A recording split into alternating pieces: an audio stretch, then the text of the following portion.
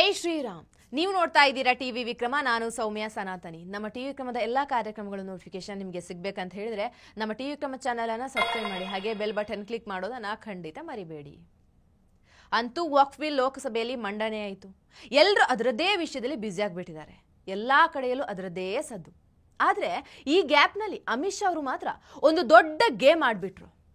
ಮೋಟಾಬಾಯಿಯ ಆ ಆಟಕ್ಕೆ ಅಖಿಲೇಶನ ಕೆಂಪು ಟೋಪಿ ಹಾರು ಹೋಗ್ಬಿಟ್ಟಿದೆ. ಅಖಿಲೇಶ್ ಯಾದವ್ಗೆ ಇತ್ತೀಚೆಗೆ ತನ್ನ ಪಕ್ಷದ 3 ಶಾಸಕರ ಮೇಲೆ ಭಾರೀ ಟೆನ್ಷನ್ ಶುರುವಾಗಿತ್ತು. ಯಾವಾಗ ಎಲ್ಲಿ ಹೇಗೆ ಕೈ ಕಟ್ತಾರಂತ ಮಂಡೆ ಬಿಸಿ ಮಾಡ್ಕೊಂಡಿದ್ರು.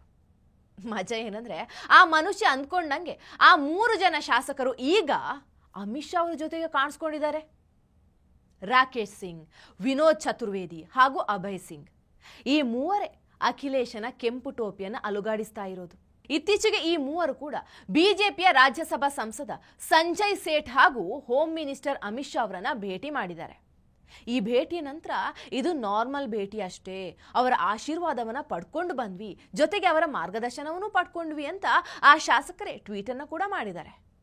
ಈಗ ಪ್ರಶ್ನೆ ಏನಂದ್ರೆ, ಆಶೀರ್ವಾದವನ್ನ ಯಾಕೆ ಪಡೆದ್ರು? ಮುಂದೆ ಯಾರ ಮೇಲಾದ್ರೂ ಯುದ್ಧಕ್ಕೆ ಹೋಗೋದಿತ್ತ, ಅಥವಾ ಸಮಾಜವಾದಿ ಪಕ್ಷದಿಂದ ಹೊರಗೆ ಬರೋದಕ್ಕೆ ಆಶೀರ್ವಾದ ತಗೊಂಡ್ರ? ಎಲ್ಲದಕ್ಕೂ ಸದ್ಯದಲ್ಲೇ ಉತ್ತರ ಅಂತೂ ಸಿಕ್ಕೇ ಸಿಗುತ್ತೆ ಬಿಡಿ.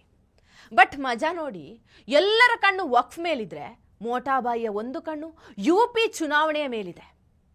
ಉತ್ತರ ಪ್ರದೇಶದಲ್ಲಿ 2027ಕ್ಕೆ ವಿಧಾನಸಭಾ ಚುನಾವಣೆ ಇದೆ. ಅದಕ್ಕಿಂತ ಮೊದಲೇ ಒಂದಷ್ಟು ಗೇಮ್ ಪ್ಲಾನ್ಗಳನ್ನ ಮೋಟಾಬಾಯಿ ಶುರು ಮಾಡ್ಕೊಂಡ್ಬಿಟ್ಟಿದ್ದಾರೆ.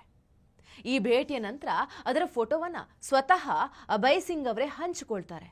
ಜೊತೆಗೆ ಭಾರತದ ರಾಜನೀತಿಯ ಚಾಣಕ್ಯ ಅಮಿತ್ ಶಾ ಅವರೊಂದಿಗೆ ಸೌಜನ್ಯಪೂರ್ವಕ ಭೇಟಿ ನೀಡಿ ಆಶೀರ್ವಾದ ಹಾಗೂ ಮಾರ್ಗದರ್ಶನವನ್ನ ಪಡೆದಿದ್ದೇವೆ ಅಂತ ಬರ್ಕೊಳ್ತಾರೆ. ಇದನ್ನೆಲ್ಲ ಆ ಕೆಂಪು ಟೋಪಿ ಅಖಿಲೇಶ ಹೇಗ್ ತಡ್ಕೋಬೇಕು ಹೇಳಿ ಪಾಪ.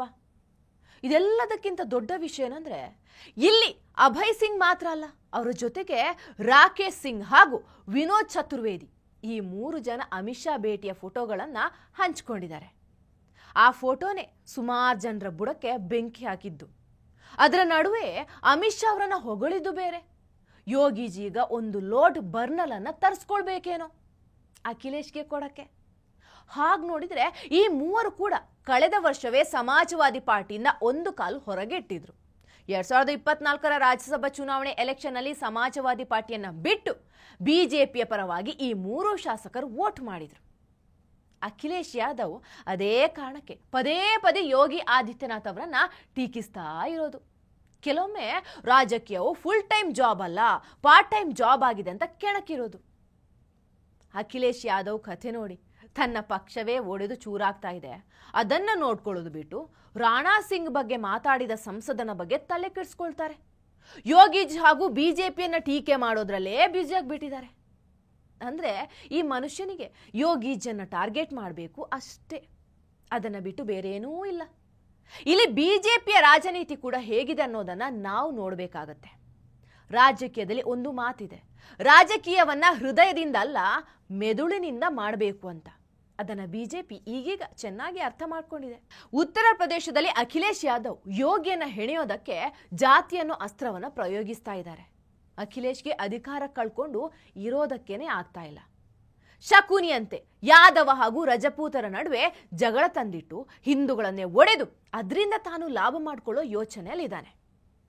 ರಾಮ್ಜಿ ಅನ್ನೋ ದಲಿತ ಸಂಸದನನ್ನ ಮುಂದೆ ಬಿಟ್ಟು ದಲಿತರಿಗೆ ಅವಮಾನ ಅಂತ ಬಿಂಬಿಸಿ ಎಲ್ರಿಗೂ ಕೆಂಪು ಟೋಪಿ ಹಾಕಿ ಗೆದ್ದು ಬಿಡೋಣ ಅಂದ್ಕೊಂಡಿದ್ದಾರೆ. ಆದ್ರೆ ಅವ್ರಿಗೆ ಗೊತ್ತಿಲ್ಲ, ಅಲ್ಲಿರೋದು ಯೋಗಿ ಮಹಾರಾಜ್, ಅದಕ್ಕೂ ಮೇಲೆ ಇರೋದು ಚಾಣಕ್ಯ ಅಮಿತ್ ಶಾ. ಅವತ್ತು ಶಕುನಿಯ ಕುತಂತ್ರವನ್ನ ಹೇಗೆ ಕೃಷ್ಣ ತಡೆದ್ನು, ಅದೇ ರೀತಿ ಅಮಿತ್ ಶಾ ಅಖಿಲೇಶನ ಕುತಂತ್ರಗಳನ್ನ ಹಾಗೂ ಈ ಷಡ್ಯಂತ್ರಗಳಿಗೆ ಸರಿಯಾದ ಏಟು ಕೊಡಲಿದ್ದಾರೆ. ಈ ಯಾವ ಆಟಗಳು ಇನ್ನೂ ನಡೆಯೋದಿಲ್ಲ. ಟಿವಿ ವಿಕ್ರಮ, ದೇಶ ನಿಮ್ಮ ಕೈಯಲ್ಲಿ. ಈ ಕಾರ್ಯಕ್ರಮ ನಿಮಗೆ ಇಷ್ಟ ಆಗಿದ್ದಲ್ಲಿ ಲೈಕ್, ಶೇರ್ ಹಾಗೂ ಕಮೆಂಟ್ ಮಾಡಿ. ಟಿವಿ ವಿಕ್ರಮದ ಕಾರ್ಯಕ್ರಮಗಳನ್ನು ನಿರಂತರವಾಗಿ ವೀಕ್ಷಿಸಲು ಸಬ್ಸ್ಕ್ರೈಬ್ ಮಾಡಿ, ಬೆಲ್ ಐಕನ್ ಒತ್ತಿ.